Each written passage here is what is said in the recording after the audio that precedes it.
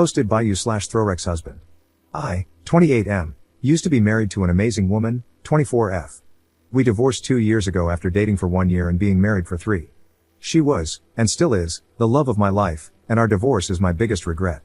The main reason for our divorce was my mother, who was a nightmare mother-in-law. I foolishly allowed her to interfere in our marriage and mistreat my ex-wife by constantly criticizing her.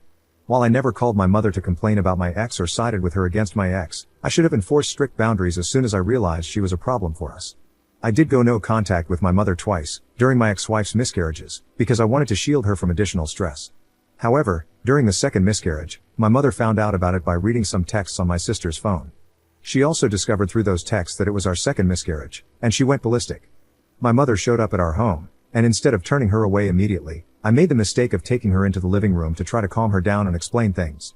My ex-wife, who was upstairs resting, was unaware that my mother was there. My mother pretended to calm down, but when I went into the backyard to bring our cats inside, she went upstairs, woke my ex-wife, and screamed at her for ruining my relationship with her.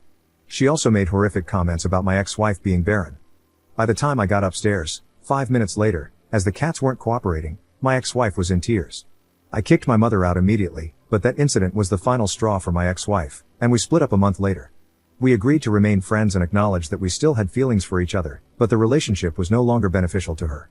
After the divorce, she went to stay with her father in the UK and ended up getting a job through one of his friends. The divorce devastated me.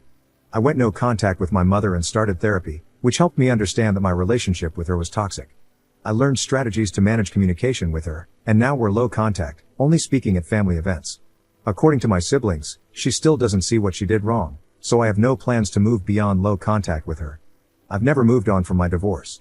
In fact, I think I'm even more in love with my ex-wife now than I was before. I haven't dated anyone else, and she's constantly on my mind. During the first 6 months of her living in the UK, we didn't speak. However, on our wedding anniversary, she sent me a text that read, "Happy unanniversary," insert nickname she used to call me, followed by, "I thought we agreed to stay friends, loser." After that, we started texting each other occasionally, for example, on my birthday, her birthday, and my brother's birthday. For my brother's birthday, she sent his gift to my house, and I passed it on to him. Quick note, my brother is gay, and he and my ex have been best friends since childhood. He's the one who set us up on our first date, so there's no weirdness here. In her second year away, our communication became more consistent, resembling a typical friendship. During one conversation, I told her about the therapy I'd undergone after she jokingly asked if I'd cut the umbilical cord yet. She also told me about 2 men she had dated and how those relationships ended. I wasn't weird about it, but it made me realize how much I missed her and how much I still loved her. That night, I couldn't stop thinking about how I had ruined things. I still have our wedding rings and her engagement ring. Due to recent world events, she hasn't been able to visit anyone in the US, but she's moving back in October. I was actually the first person she told.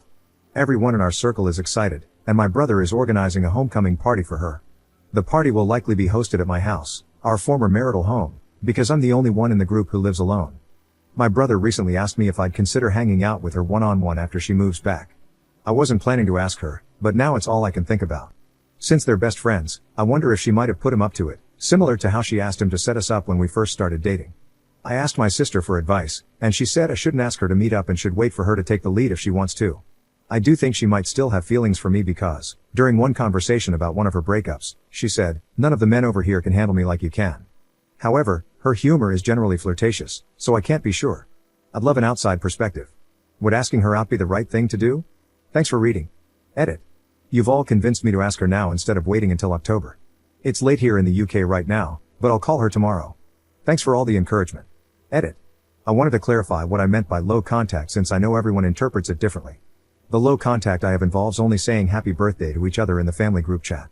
We're never the first to say it to each other, and the conversation doesn't go beyond that point. Whenever she approaches me at family events, which doesn't happen often anymore, she usually asks how I am and for updates on my life. I give her one-word answers and greyrock the rest. My therapist refers to this method as civil no contact, which I think is a more accurate term. She initially freaked out about no contact when my ex-wife first left and regularly blew up my phone. Low contact has been more peaceful. I'm aware this will likely change if my ex-wife and I get back together, and I'll be working with my therapist to create a plan for every possibility. I plan on returning to no contact after the phone call tomorrow, and I want to make it as safe and peaceful as possible. If a tiny bit of conversation is what it takes, I'm willing to do it. Update 1 day later. I asked if she'd like to come out to dinner with me when she gets back. She said yes. She even asked me what took me so long to ask, Lamau. She told me that if I hadn't asked her by the week before her return, she would have asked me out herself, so thank you guys so much for pushing me to call her. I feel like me making the first move is more meaningful, especially since I was the one who ruined our marriage. I'm literally on cloud 11 right now. We're planning to take things slow this time. We got engaged after 6 months the first time around, Lamau. I'm also going to be picking her up from The airport. Should I bring her flowers? I also spoke to her about my mom. She was aware of the civil no contact arrangement I had, and she said she didn't mind if I kept it, but I made it clear that I don't want to anymore. I've only been tolerating my mom's presence for the sake of my siblings and their children at events, but I've decided to stop attending those events and instead celebrate important occasions with them separately. I'm hoping my nieces and nephews will harass my siblings about me being missing from their birthday parties so much that my siblings uninvite my mom, Lamau. I know I'm their favorite uncle. I apologized to her profusely, but she said she'd hang up if I kept apologizing, so I had to stop. I know this is just the beginning, and more apologies will definitely come as we start unpacking our failed marriage, so I'm trying not to max out her apology acceptance capacity just yet. She's also agreed to start couples counseling with me when she gets back. We even discussed the possibility of moving to the UK if we get married again. She mentioned wanting to stay in the town I'm currently in for the next few years because she's missed her family and friends here a lot. Her maternal family is here, but her paternal family is in the UK. Still, she said that moving back to the UK isn't completely off the table. I told her I'd follow her in a heartbeat, and she called me a nerd, Lamau. Our conversation lasted 2 hours, and she only had to go because she was taking her younger siblings out. Oh, and remember how I suspected my brother was hinting to me about her wanting me back? I was right. She admitted she'd been asking him to drop hints. I saw a comment earlier saying I should have just asked my brother to spell it out, but trust me, he's insanely annoying. I'd have to hold him hostage to get him to say anything. I know there's so much more to discuss in the month before she returns, and I'm putting together a priority list. Dealing with my mom is at the top of it. I told my ex-wife I wanted to sell the house so my mom wouldn't have my address, and I swear she wanted to reach through the screen and choke me. She loves the house and said I can't list it or even talk to a real estate agent until she gets a chance to look around again. Of course, I'm happy to oblige my queen. I also saw comments saying I shouldn't send my mom that email, the one explaining my boundaries and the consequences of breaking them. Since my ex-wife doesn't want to leave this town for the near future, and given how small the town is, it's likely my mom will run into us, either together or separately. I already run into my mom at least once a week, and we just ignore each other.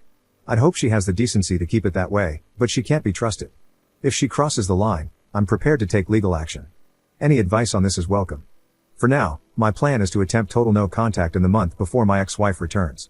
There are 4 family birthdays coming up, so it's the perfect time.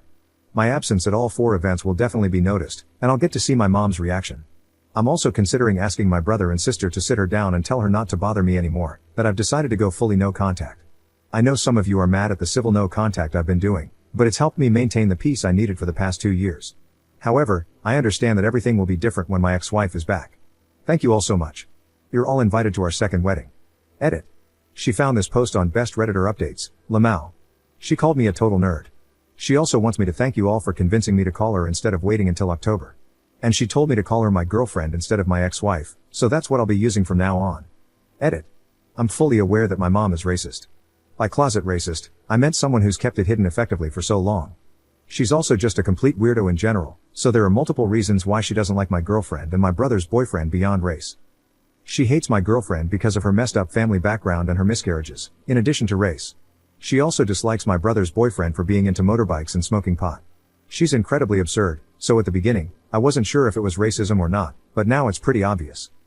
My sister's boyfriend is also black. He's my girlfriend's cousin. We set them up, lol, but he refuses to meet my mom because of how my girlfriend was treated. Interestingly, she's never commented on their relationship. Edit. I doubt any of you are still lurking here, but I thought I'd give a mini update. After spending some time on r/just normal and speaking with my therapist, I've decided that the best course of action for reestablishing total no contact is to have a lawyer contact my mother. I reached out to a good lawyer today, and we're going to begin drafting a letter to send to her. Some of the things I've seen on here have worried me, so I've also started collecting evidence needed for a restraining order. I'm not sure how effective old texts and videos will be, but it's worth a shot. My girlfriend thinks I'm being too militant, lol. I think her time away has made her forget the worst of it, but she appreciates that I want to protect her. For clarification, since some of the comments seem to assume otherwise, we are not moving in together. My mother does not know the address of where my girlfriend will be living. Second update 1 week later. Success. I posted here a while ago asking for advice on keeping my mother away as my ex-wife, now girlfriend, returns to the town we live in. I'll be referring to her as my girlfriend for the rest of the post. I decided the best course of action was to have a lawyer contact my mother. The lawyer sent her a simple letter explaining that he was representing me and advising her to stay away, while also warning that I would take legal action if she didn't comply. The lawyer said he had to provide a reason for the letter, so it briefly mentioned that I had entered a romantic relationship and didn't want her involved due to her past behavior.